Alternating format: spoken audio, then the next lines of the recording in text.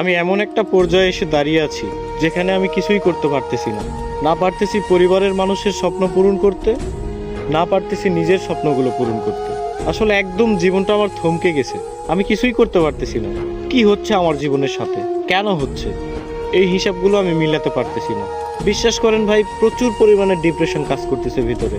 আমি অনেক ডিপ্রেশনের মধ্যে আছি। আমার জীবনের সাথে কেন এগুলো হচ্ছে আমি নিজেও জানি না। তবে একটা জিনিস কি, কোনো কিছুর হিসাব আমি মিলাতে পারতেছি না। একটা সময় ডিপ্রেশন কি জিনিস জানতাম না, এখন জানতেছি। তবে একটা কথা মাথায় রাখবেন, ডিপ্রেশন বিভিন্ন ধরনের হয়। শুধুমাত্র প্রেম বিচ্ছেদের কারণেই যে মানুষ ডিপ্রেশনে ভোগে, বিষয়টা এমন না। সবচেয়ে ভয়ানক ডিপ্রেশন হচ্ছে ফ্যামিলি প্রবলেম। হ্যাঁ, এগুলো আপনারা বুঝবেন না। যারা মধ্যবিত্ত পরিবারের, একমাত্র তারাই বুঝবে। ডিপ্রেশন অনেক কঠিন একটা জিনিস। এখান থেকে সহজে কেউ বের হতে পারে না, কেউ ডিপ্রেশন কাটিয়ে উঠতে পারে না। তবে আলহামদুলিল্লাহ, ধৈর্য ধরে আছি, ভালো কোনো একদিন আসবে ইনশাল্লাহ।